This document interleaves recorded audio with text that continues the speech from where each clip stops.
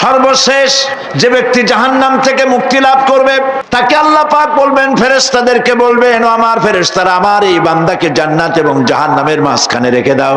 জান্নাত এবং জাহান্নামের মাঝখানে লোকটি যখন থাকার জায়গা পাবে, সে জান্নাতের দিকে তাকায়া দেখবে আর কাঁদতে থাকবে।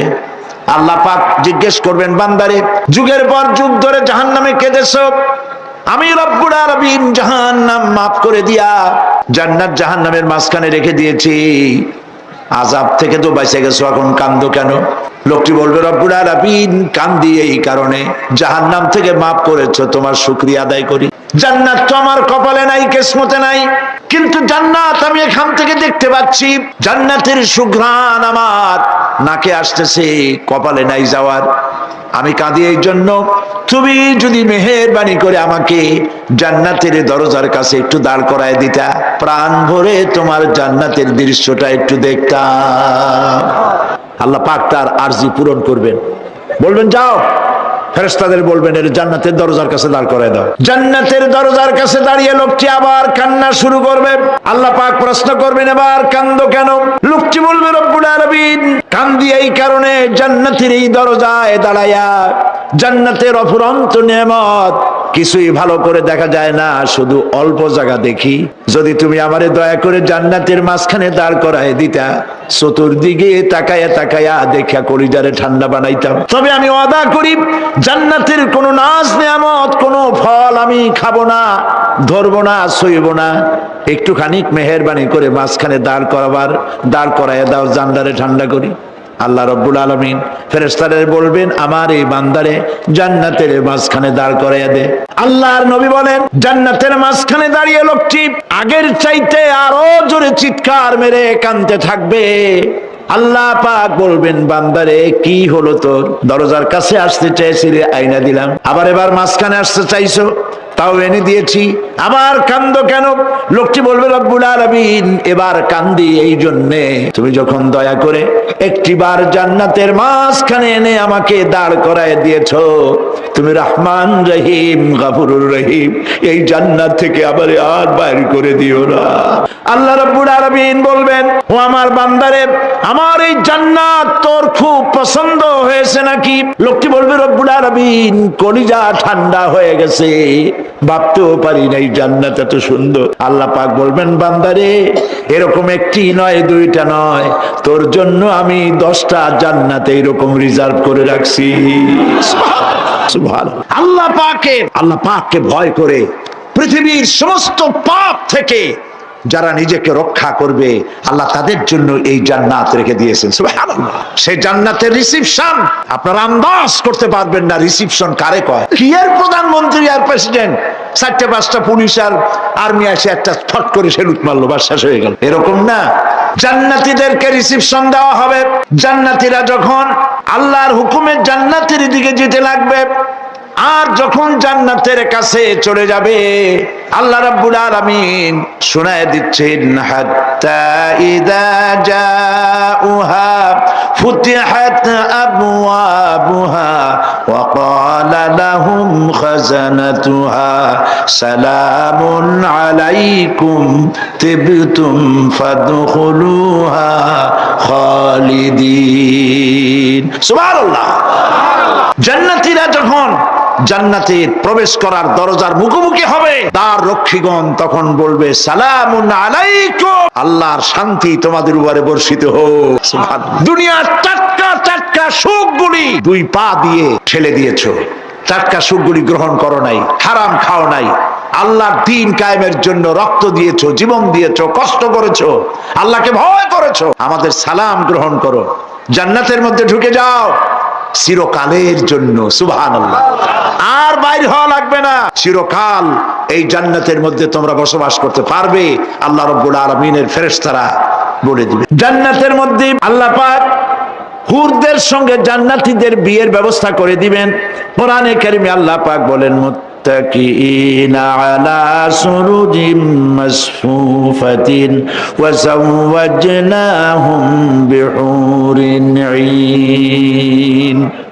সামনাসামনি ভাবে সাজানো সারি সারি আসন সমূহের উপর তারা ঠেস লাগায় বসে থাকবে, আর আল্লাহ রাব্বুল আলামিন হুরদের সাথে জান্নাতীদের বিয়ের ব্যবস্থা করে দিবেন। যেসব হুরের সঙ্গে বিয়ে হবে তাদের আল্লাহ পাক বিবরণ দিচ্ছেন কি রকম হবে তারা। লাম ইয়াতমিসহুন্না ইনসুন ওয়ালা জান, এর পূর্বে জিন এবং ইনসান এদেরকে কেউ স্পর্শ করে না। কি রকম তারা? কাআন্নাহুন্নাল ইয়াকুতু ওয়াল মারজান, যেমন ঝিনুকের ভিতরে মণিমুক্তা থাকে এইভাবে আল্লাহ পাক তাদেরকে পবিত্র করে রেখে দিয়েছে। আমার প্রিয় ভাইরা, আল্লাহ রাব্বুল আলামিন কোরআনে কারীমের ভিতরে বলেছেন ফাবিআইয়ি আলা'i রাব্বিকুমা তুকাদ্দিবান। জান্নাত দান করে আল্লাহ পাক এবার জান্নাতীদেরকে সম্বোধন করে বলবেন, ইয়া ইবাদি লা খাউফুন আলাইকুমুল ইয়াওমা ওয়ালা আনতুম তাহজানুন। হে আমার বান্দারা, লা খাউফুন আলাইকুমুল ইয়াওম, আজ আর কোনো ভয় নাই। সুবহানাল্লাহ সুবহানাল্লাহ। আজ আর কোনো ভয় নাই, কোনো চিন্তাও নাই, আরামে এই জান্নাতের মধ্যে বসবাস করো। এরপরে আল্লাহ পাক জিজ্ঞেস করবেন, ও আমার জান্নাতীরা, আমি যেসব ওয়াদা করছিলাম আমার ওয়াদা মোতাবেক সমস্ত নিয়ামত পেয়েছো? তারা বলবে হ্যাঁ পেয়েছি, সব নিয়ামত আপনার ওয়াদা মোতাবেক সব পেয়েছি। আল্লাহ রাব্বুল আলামিন বলবেন সব পাও নাই, ওয়ালাদাইনা মাজিদ, আমার কাছে আরো বেশি আছে। সুবহানাল্লাহ, আমার কাছে আরো বেশি আছে। জান্নাতীরা বুঝবে না সে আরো বেশিটা কি, এর থেকে আর বেশি কি। প্রিয় ভাই সব, নবী করিম সাল্লাল্লাহু আলাইহি সাল্লাম বলেছেন জান্নাতের সুখ আর শান্তি কোন চোখ নাই যা দেখেছে, যা কোন অন্তঃকরণ নাই যা কল্পনা করতে পেরেছে। এই জান্নাত মুত্তাকীদের জন্য আল্লাহ রাখছেন। সুবহানাল্লাহ। জান্নাতীরা ভাবতেও পারবে না সেই নিয়ামতগুলি কি। প্রিয় ভাই সব, সেই মুহূর্তে আল্লাহর নবী মুহাম্মদুর রাসূলুল্লাহ সাল্লাল্লাহু আলাইহি ওয়াসাল্লাম বলবেন, রব্বুল আলামিন, আমার উম্মতেরা জান্নাতীরা বুঝতে পারে নাই আপনার কাছে কি নিয়ামত আরো বেশি আছে। আমার এই উম্মতেরা জান্নাতীরা আপনার ওয়াদা মোতাবেক সব পেয়েছে, কিন্তু একটি জিনিস এখনো তাদের কিসমতে হয় নাই।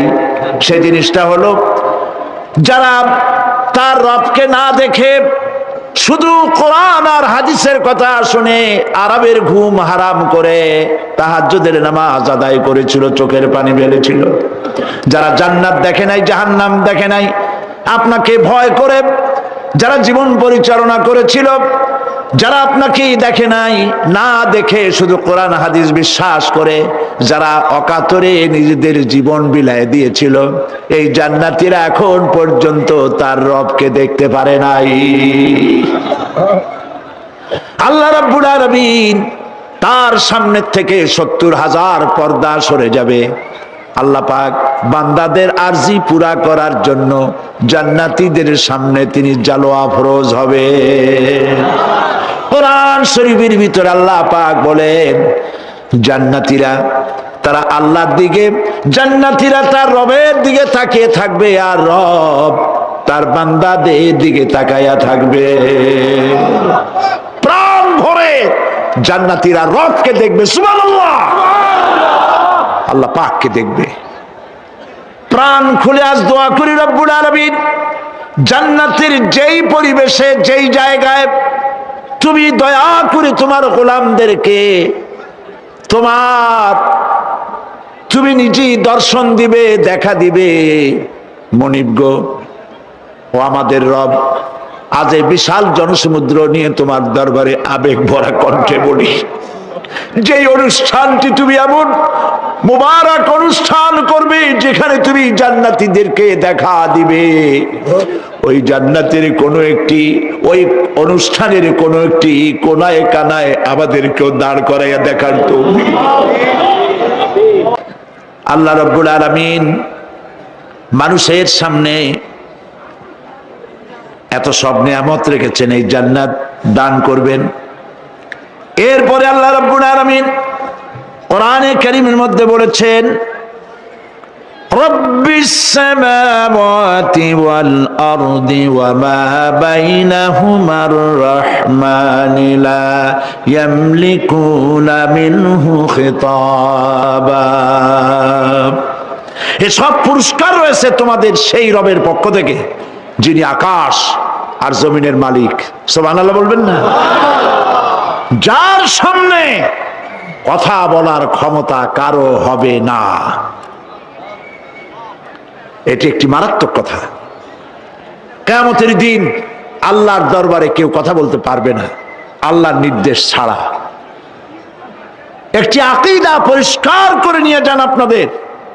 সে আকীদাটা এভাবে পরিষ্কার করুন,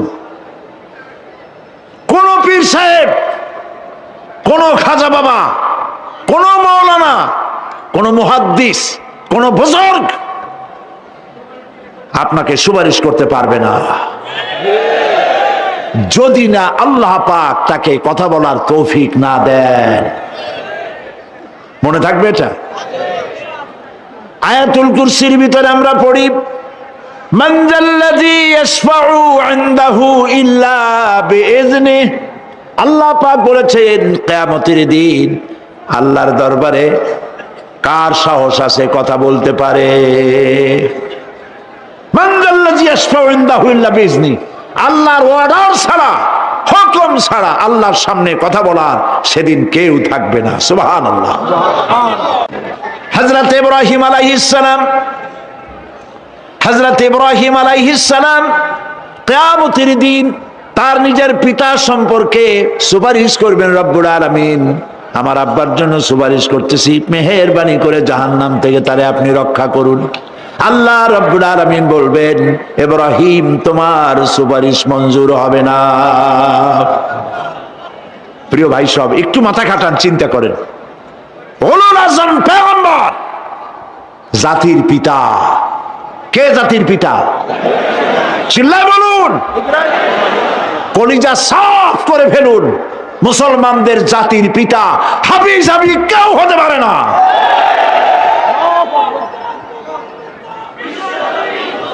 মিল্লাতা আবিকুম ইব্রাহিম।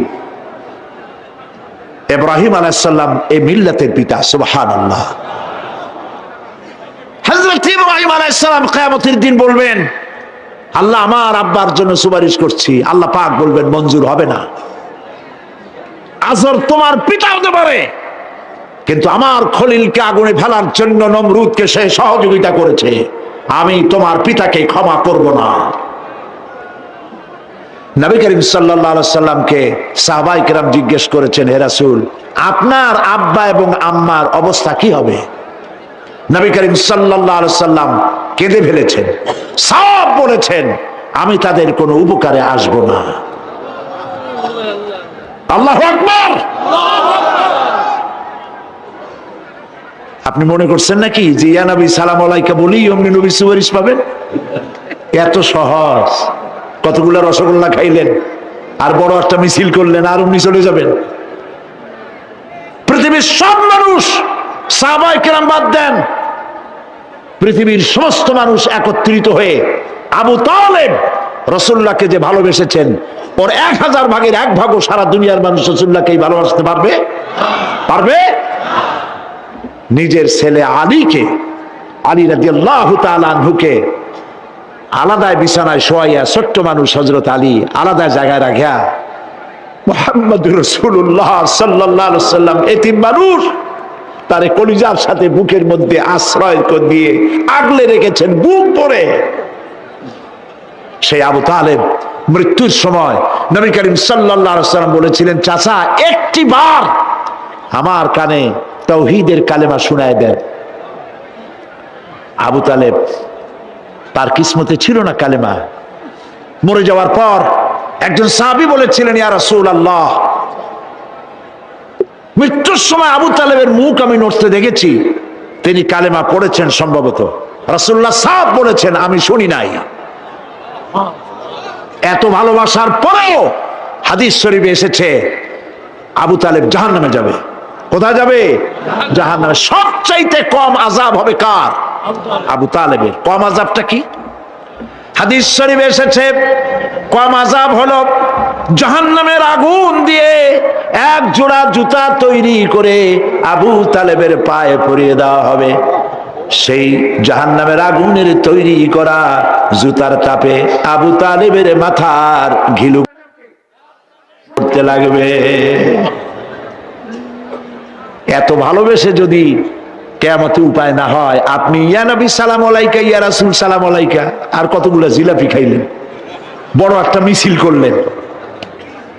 প্রিয় ভাই সব, এইসব বিদআত ছাড়ুন, এগুলি সুস্পষ্ট বিদআত।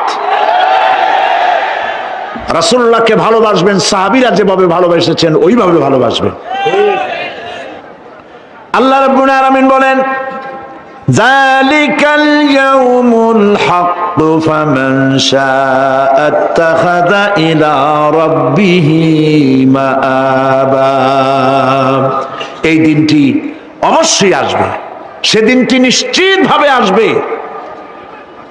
আর এখন যার ইচ্ছা সে তার রবের দিকে অগ্রসর হোক। ইন্না আনজারনাকুম আযাবান করিবান ইয়াওমা ইয়ানজুরুল মার'উ মা কদ্দামাত ইয়াদাহু ওয়া ইয়াকুলুল কাফিরু ইয়া লাইতানি কুনতু তুরাবা। ইন্না আনজারনাকুম আযাবান করিবা, খুব নিকটবর্তী একটি আযাব সম্পর্কে আমি তোমাদেরকে সতর্ক করে দিলাম। কে বলতেছেন? আল্লাহ পাক। লক্ষ্য করুন আল্লাহ কি বলছেন, খুব নিকটবর্তী একটি কঠিন শাস্তি, আযাব অর্থাৎ কিয়ামত, এ সম্পর্কে আমি তোমাদেরকে সতর্ক করে দিলাম। ইয়াউমা ইয়ানজুরুল মার'উ মা কদ্দামাত ইয়াদাহু, সেদিন প্রত্যেকটি লোক যা সে পাঠিয়ে দিয়েছিল এখানে, অর্থাৎ যা করেছিল সেগুলি সে দেখতে পাবে। আর তখন ওয়ায়াকুলুল কাফিরু ইয়া লাইতানি কুনতু তুরাবা। সেই কিয়ামতের ময়দানে অবস্থা দেখে কাফেররা বলবে, আহারে মানুষ না হইয়া যদি মাটি হইয়া যেতাম, যদি মাটি হতাম, যদি মানুষ না হয়ে না জন্মতাম, আজ এই হাসরের ময়দানে এইখানে এই বিচারের মুখোমুখি হতাম না, মাটি হইলে বরং অনেক ভালো হতো। এই পৃথিবীতে আমরা এসেছি, চলে যাব, যাওয়ার আগে এই কোরআন একটি বিশাল জনগোষ্ঠী এমন বানাতে চেয়েছে যে জনগোষ্ঠী এই কোরআন দিয়ে একটি বিশাল সমাজ গড়বে, রাষ্ট্র গড়বে, এমন রাষ্ট্র গড়বে যেই রাষ্ট্রে দুঃখ থাকবে না, অশান্তি থাকবে না, যেখানে সুখ থাকবে, সমৃদ্ধি থাকবে। আর কিয়ামতের দিন আল্লাহর জান্নাতে তারা চলে যাবে। আল্লাহ রাব্বুল আলামিন বলেন, ফামান কানা ইয়ারজু লিকাআ রাব্বিহি ফালইআমাল আমালান সালিহান ওয়া লা ইউশরিক বিইবাদাতি রাব্বিহি আহাদা। আল্লাহ পাক বলেন, যে বাজারা আমার সঙ্গে দেখা করতে চায় কিয়ামতে, দুইটা কাজ করা লাগবে। বলেন কয়টা কাজ? একটা হলো নেক আমল। কি আমল বলেন? নেক আমল। নেক আমল কারে বলে? নেক আমল করতে হলে আবার দুইটা শর্ত লাগে। এক নম্বরে কাজটা করতে হবে আল্লাহরে খুশি করার জন্য। কারে খুশি করার জন্য? একটা মাদ্রাসা বানাইছি যাতে লোকেরা বলে যে বড় একটা মাদ্রাসা বানাইছে, এই জন্য মাদ্রাসা বানাবেন, মসজিদ বানাবেন, হসপিটাল বানাবেন, যা কিছু করেন নিয়ত হবে আল্লাহকে খুশি করা। নিয়ত হবে কারে খুশি করা? আল্লাহ পাককে খুশি করা। এই হলো নেক আমলের প্রথম শর্ত, কাজ হবে আল্লাহকে খুশি করার জন্য। দুই নম্বরে কাজটি হতে হবে সুন্নতে নববী সাল্লাল্লাহু আলাইহি ওয়াসাল্লামের উপরে। মনে থাকবে, দাড়ি রাখবো, কেন রাখবো? রাসূলের সুন্নত। রাখবো কারে খুশি করার জন্য? আল্লাহকে খুশি করার জন্য। রাখবো কার মতো? রবীন্দ্রনাথের মতো, কার্ল মার্কসের মতো, কবির মতো নয়। রাখতে হবে কার মতো? নবীর মতো। বুঝে নেন, কাজটা হতে হবে আল্লাহকে খুশি করার জন্য। দুই নম্বরে কাজটা হতে হবে সুন্নতে নববী সাল্লাল্লাহু আলাইহি ওয়াসাল্লামের উপরে হতে হবে। তাহলে এই হলো এক নম্বর। জান্নাতে যাওয়ার জন্য, আল্লাহর সাথে দেখা করার জন্য 1 নম্বরের কাজ হলো নেক আমল। বলেন 1 নম্বরের কাজ কি? 2 নম্বরের কাজ ওয়ালা ইউশরিক বিইবাদাতি রাব্বিহি আহাদা। আল্লাহ রাব্বুল আলামিনের ইবাদতের সাথে কাউকে শরীক স্থাপন করা যাবে না। আমরা যারা মুসলমান, অধিকাংশ মুসলমান শিরকের ভিতরে মুবতালা হয়ে আছে। বিশ্বাস করেন কিনা বলেন? কাফেরেরা তো মুশরিক আছেই, ওরা তো মুশরিক আছেই, কিন্তু আমরা মুসলমানেরা আমাদের আমলের মধ্যে আমাদের অজান্তে সবের নিয়তে অনেক শিরক আমরা করে বসি। নাউজুবিল্লাহ, বলেন নাউজুবিল্লাহ। এই জন্য আমি বারবার সতর্ক করি, নিজেকেও করি, আপনাদেরকেও করি। এই কারণে করি, শিরকের গুনাহ আল্লাহ মাফ করবেন না। ইন্না শিরকা লাযুলমুন আযীম, শিরক মস্ত বড় অপরাধ, জুলম, আল্লাহ মাফ করবেন না। আল্লাহর কাছে কান্দে কান্দে মাপ চাওয়া লাগবে যে আল্লাহ শিরক থেকে আমাকে রক্ষা করো, বাঁচাও। অনেক গোপন শিরক আছে। মাজারে যান, পীর সাহেবের কাছে যান, মনে যদি নিয়ত থাকে উনি ফু দিলে আমি ভালো হবই, উনি তাবিজ দিলে আমার বাচ্চা হবেই, উনি আমারে দয়া করলেই আমার ব্যবসায় উন্নতি হবেই, এইটার নাম শিরক। এটার নাম কি? ওয়াইজা সাআলতা ফাসআলিল্লাহ ওয়াইজা ইসতাআনতা ফাসতাইন বিল্লাহ।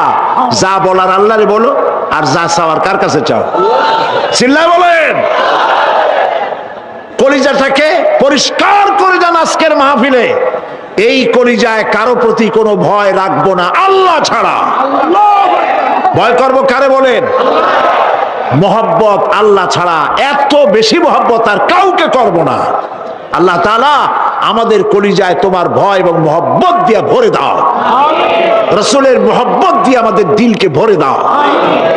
বিশ্বাস করুন ভাই সাহেব, কোরআন শরীফ আমার সামনে, বিশ্বাস করুন, দেশি পীর বিদেশি পীর, খাজা বাবা দেশি এবং বিদেশি, কেউ আপনার ভাগ্য বদলাই দিতে পারবে না। এই পিছনে দৌড়ায় দৌড়ায় কোনো লাভ নয়। এতক্ষণ মসজিদের ভেতরে বসে আল্লাহর কাছে কাঁদেন। ওয়াকালা রাব্বুকুম উদউনি আস্তাজিব লাকুম। তোমার রব বলেছে আমারে ডাকো, আমি ডাকের সাড়া দিয়ে দেব। সুবহানাল্লাহ। আর আল্লাহ বলেছেন আমার ইবাদতের সাথে কাউকে শরীক করবে না। খবরদার।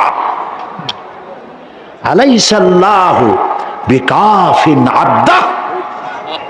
আল্লাহ প্রশ্ন করছেন, আলাইসাল্লাহু বিকাফিন আবদা, আমি কি আমার বান্দার জন্য যথেষ্ট নই? সম্রাট শাহজাহান মসজিদে বসে আছে, এক ফকির ঘুরতেছে। লোকেরা কয় ছোটবেলা থেকেই তোমারে খয়রাত করতে দেখলাম, ভিক্ষা কি জীবনেও যাবে না তোমার? লোকটি বলছে আমি ভিক্ষা করবো ছাড়া আমার উপায়টা কি? এই লোকটি আমি ভিক্ষা করা ছাড়া করবো কি? লোকেরা তো আমার 60 টাকা 50 টাকা 100 টাকা দেয় না, 4 আনা 5 আনা 1 টাকা এই আমার দেয়, এ দিয়ে আমি বড় লোক হবো কেমন? লোকটি বলছে আচ্ছা দেখো, তুমি তো জায়গা মতো যাইতে পারো নাই, বাদশার কাছে যাও, এমন দেওয়া দেবে জীবনে আর খয়রাত করা লাগবে না। তো বাদশার কাছে কি খয়রাতি যাইতে পারে কোনোদিন? কয় হ্যাঁ এখন পারবা। কেমনে? কয় সম্রাট শাহজাহান এখন একা একা মসজিদে আছেন। তখনকার এসব বাদশারা অনেকে নামাজি ছিলেন, দিনদার ছিলেন। ফকির দরজার কাছে দাঁড়াইয়া দেখতে পাচ্ছে কেউ নাই, দেহরক্ষীরা দূরে দূরে দাঁড়ানো। বাদশাহ মসজিদের ভেতরে বসে হাত তুলে ঝুলতেছে আর কাঁদতেছে, চোখের পানি দিয়া দাঁড়িয়ে ভিজে ভিজে পড়ছে। এই দৃশ্য অনেকক্ষণ দেখলো ফকির। কিছুক্ষণ পর সম্রাট শাহজাহান মসজিদ থেকে বেরিয়ে আসছে। ফকির বলছে আসসালামু আলাইকুম হুজুর। তিনি বললেন ওয়ালাইকুম আসসালাম, চলে গেল। বাদশা বলল আমার কাছে তো কেউ আইসা কিছু না চাইয়া তো যায় না, এরে দেখলাম খয়রাতির মতো কিছু চাইলো না, বেটা ভয় করলো নাকি? আমি এদিকে আসো। আসছে। ভয় পাইছো? কয় না ভয় পাইনি। তো কিছু যে চাইলে না? ফকির বলছে জাহাপানা সত্যিই কিছু চাইতে আসছিলাম, তারপর চাইলে না কেন? ফকির বলছে, জাহাপানা, সারা জীবন ভিক্ষা করেছি, আর আজ দিল্লি সম্রাটের কাছে বেশি পাওয়ার লোভে এসেছিলাম, কিন্তু আপনার দশা দেখা আমার জ্ঞানের চোখ খুলে গেছে। আমি লক্ষ্য করে দেখলাম, আমি সম্রাটের কাছে চাইতে এসেছি, হাত তুলি নাই, বিনয় প্রকাশ করি নাই, চোখের পানি ফেলি নাই, কিন্তু লক্ষ্য করে দেখলাম দিল্লির সম্রাট আমার চাইতেও বড় ভিক্ষুকের মতো। আবার কোন সম্রাটের কাছে হাত তুলে কান্দে? আমার জ্ঞানের চোখ খুলে গিয়েছে, আমি বুঝতে পেরেছি সম্রাট কান্দে যেই সম্রাটের কাছে, তারে ছাড়া আর কারো কাছে জীবনে চাইব না। এই কথাই সূরা ফাতিহায় প্রত্যেক দিন পড়ি, বুঝি না কি পড়ি। ইয়াকা না'বুদু ওয়া ইয়াকা নাস্তাঈন। আয় আল্লাহ, একমাত্র তোমার গোলামি করি আর তোমার কাছে সাহায্য চাই, তুমি ছাড়া কারো কাছে সাহায্য চাই না। কলিজা সাফ করুন। কোন মরা পীর, কোন জিন্দা পীর আপনার মনের আশা পুরা করতে পারবে না, পারবে না, পারবে না।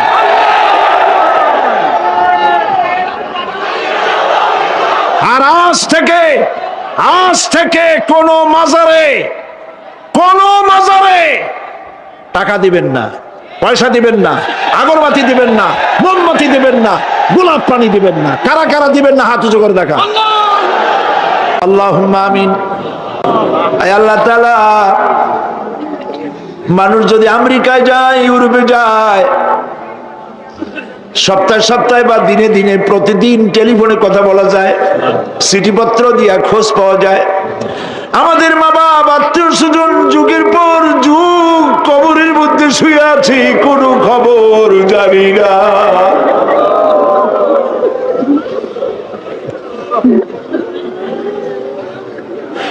তুমি যদি আযাব দাও, ঠেকাবার কেউ নাই। আয় আল্লাহ, তুমি যদি রহমত করো, করতেই পারো মাবুদ, তুমি রহমান রহিম, মাফ করে দাও। আল্লাহ তাআলা, এবার আমরা আমাদের গুনার কথা বলি। এই লক্ষ লক্ষ মানুষ তোমার বান্দা বান্দিরা খাওয়ার জন্য আসে নাই, রিক্সা ভাড়া কেউ রে দেওয়া হয় নাই, দোয়া কবুল হবে এই বিশ্বাস করে এসেছে। বাবু, তুমি তাকাও, তুমি তোমার আরশে আজিম দিয়া তাকাও। আমাদের ঈমান, আমাদের আকীদা, আমরা এখন কোথায় বসা তুমি দেখতে পাচ্ছ, আমরা কি বলে কান্দিছি তুমি শুনতে পাচ্ছ। রব্বুল আলামিন, আমাদের গুনার দিকে যদি তাকাও, তোমার গোসা হতে পারে। আমাদের গুনার দিকে তাকাও না, চোখের দিকে তাকাও।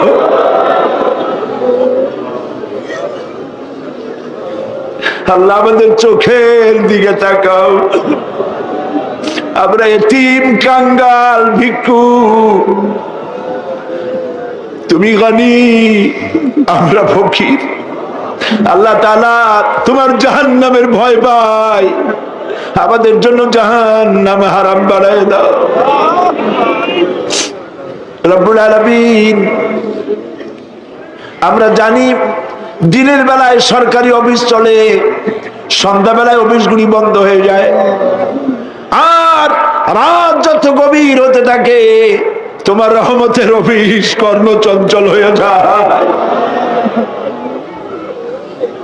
রব্বুল আলামিন, গুনাহ মাফ চাই, আমাদের মাফ করে দাও।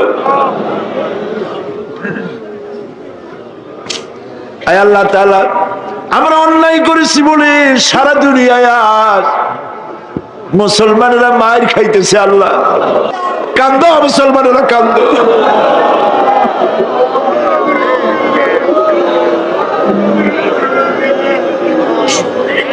আল্লাহ, বাগদাদ বাঁচাও, কুয়েত বাঁচাও, আমাদের কলিজা মক্কা মদিনা বাঁচাও।